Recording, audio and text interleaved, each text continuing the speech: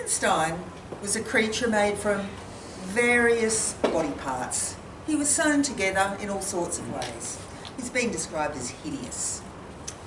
I think there are actually a few analogies between Frankenstein and genetically modified food. It's hard actually to get information on genetically modified food. Most of the information is held by the manufacturers and they are protected by a wall of patents. You're not allowed to study their seeds. And if you do accidentally study them, you are not allowed to publish what you find.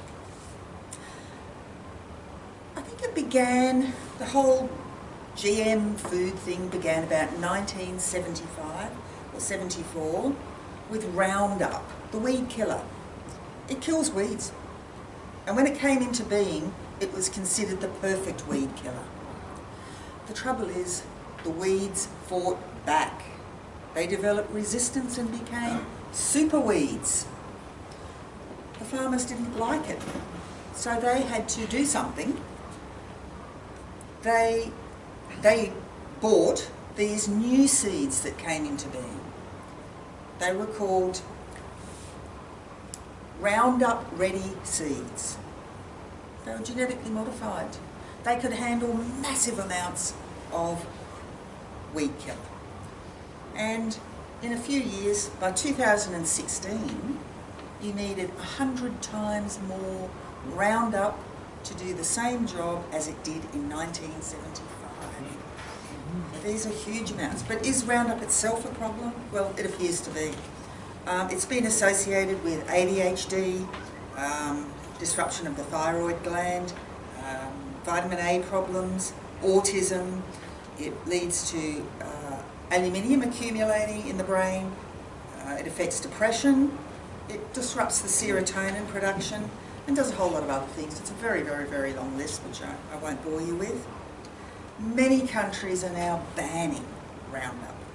They're just saying no to Roundup. That's it. But what's actually GM?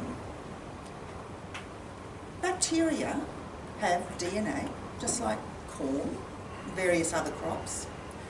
Little pieces of that DNA are literally shot into the corn nucleus, and the DNA recombines.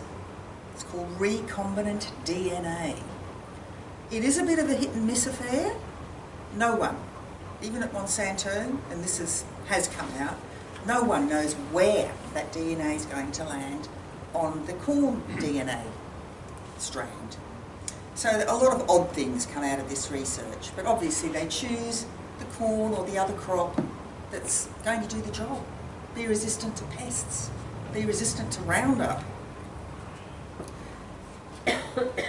Some of the proteins that arise from this new recombinant DNA are very damaging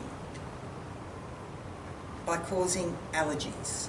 Some of these proteins have never been seen in nature before. They're not just more of a protein that's already there, they're a whole new protein, unnatural protein. And some of them are actually outright toxic. But what about regulation of GM food?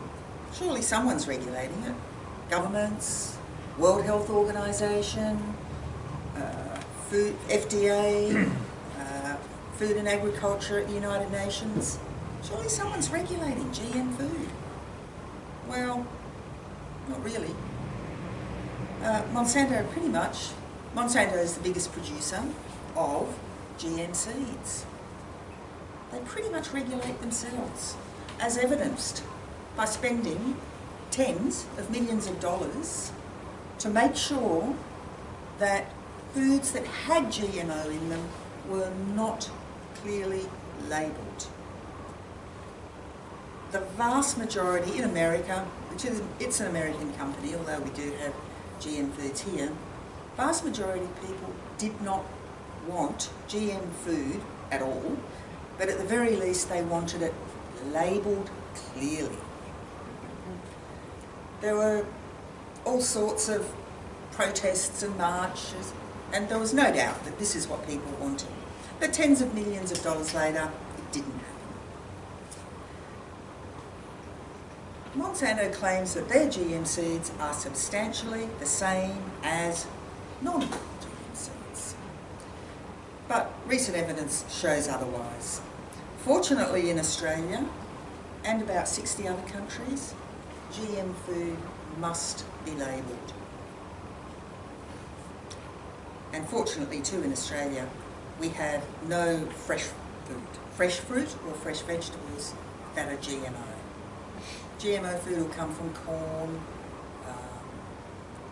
Newly they're making apples, but not in Australia, and potatoes.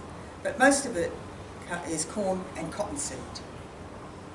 And we do eat a lot more cottonseed than you might think. Most baked goods have cottonseed oil in them. Most snack food, potato chips are made with cottonseed oil, and they are genetically modified. When it comes to free choice, again, another problem. A farmer in Western Australia had a farm that was certified organic. His neighbour decided to go with GM crops. Some of the seeds blew over the 5-metre buffer, landed in his field. He lost his certification for organic food. He was pretty annoyed with Monsanto. Well, Monsanto, in response, sued him for having their patented seeds on his property. He lost quite a lot of money. He went to court.